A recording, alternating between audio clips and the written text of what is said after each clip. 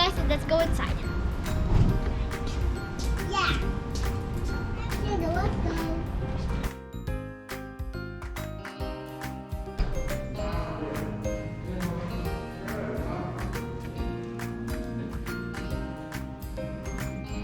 Ayan. Hi guys. This is one of his first books.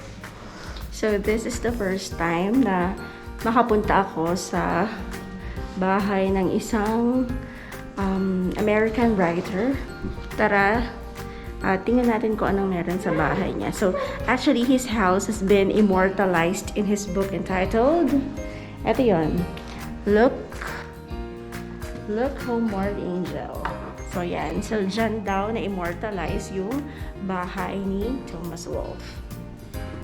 And then guys, I will also show you the his like photo on the first part. He was also included in one of the great 20th century American writers. Ano to niya? I think this is his like So these are the books. So ito yung books niya. his books are really cool. He has a really lot of them.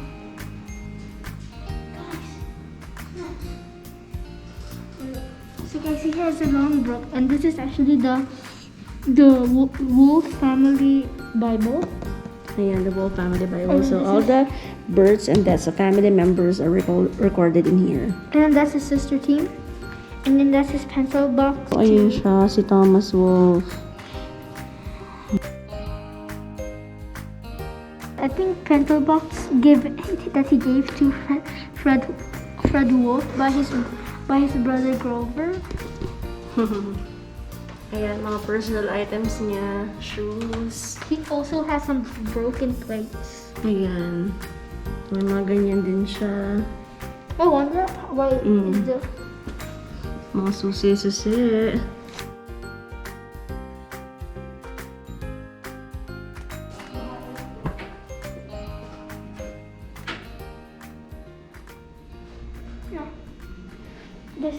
This is the people at the age of 65. Wolf, John, and Harry. This kind of looks like Daniel. Ito mukha na Richard Gomez. Kind of looks like Dito kamukha naman siya ni Ian Veneracion. Dito naman kamukha siya ni Matra ni Lilith III. Charot. Charot. And siya kawig talaga siya na Richard Gomez. This is some of his furniture. So guys, this is one of his furnitures that he has. These are the things in Wolfe's apartment in New York. So, andyan yung kanyang... Ayan. Ito yung laman ng apartment niya sa New York. O, diba? Ang sofa niya. Ayun yung hat. Ayun. Kasi ako lumalapit. Sorry. Ayan. Ayan yung shoes niya. Tsaka yung bag. O, diba? Candelabra. Ayun yung hat ni Thomas Wolfe. Diba? O, Richard Gomez. Ito naman ay The Hotel Chelsea. ayan. So, lumipat naman siya sa Manhattan noong 1937 sa hotel. So, ito naman yung gamit niya doon. So, ayan. O, nandiyan pa yung kanyang long sleeves. O, diba? O, parang yung nasa mga prinsesara lang yung bagahe. Ayan. Ang kanyang typewriter. Remington. Yung typewriter niya. Ang laki pala niya, oh. Napakatangkad na taon niya. And look at his shoes. Ayan ang shoes. Slip-on din lang. Tiyatawag magtali. Baka malaki ang tiyan. Ayan. So, makikita pa natin iba pang gamit doon sa loob. Alright guys, so papasukin na natin yung bahay ni Thomas Wolfe. And then, syempre, bawal daw doon hindi naka-face mask. So, sunod tayo sa protocol. So, let's go guys.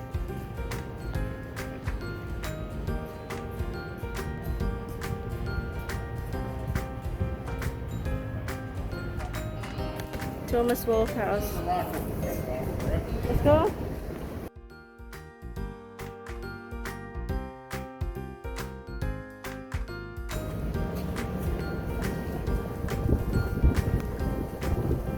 Papa might be there. So guys, the tour guide gave me to find the things inside his house, so let's go and find it. And then every time each picture has this, and I'm gonna show you guys each time I find a product. My first goal is the silver pitcher.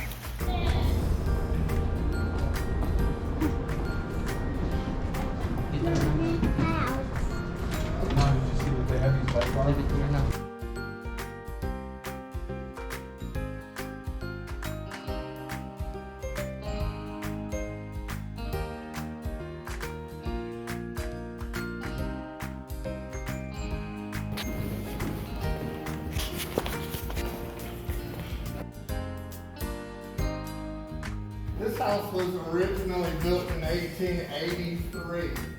A 7-room, single-family dwelling. No electricity, no plumbing. One of the nicer houses in Asheville in 1883. And right here, you can see where the early outside wall of the house first stood. By 1890, the house had already been converted to a boarding house, with 11 rooms added to it. Oh, that's the picture. So Where guys, did you put? I found the silver pitcher. So you found the The next one is the coffee. grinder. Coffee.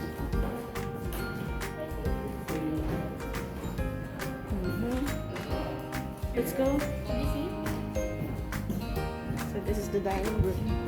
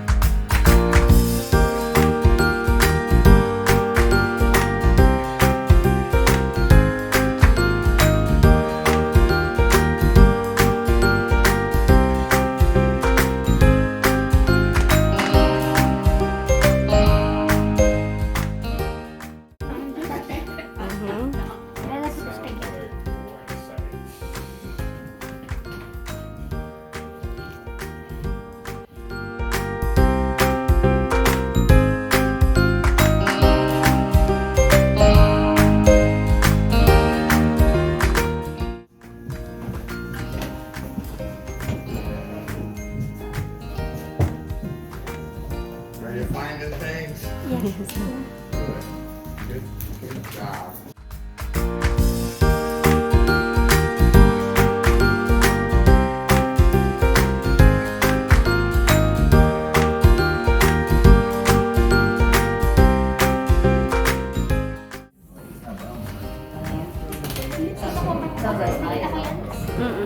Tapos yung ivory soap. Pakita mo yung ivory soap. That's I was nice. going to ask about Yeah, that is. In the chair. You're happy your hips in the chair.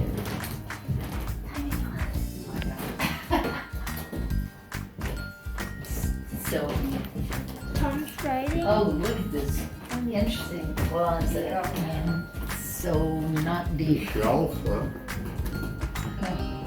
This is the last room that Thomas Wolfe ever slept in here. Here, let's take a look at this. Did you find everything?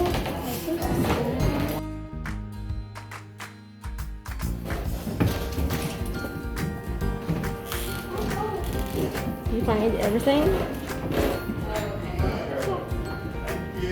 Alright, so it's an achievement for me na kahit pa paano nakarating ako sa bahay ng isang prestiyosong author.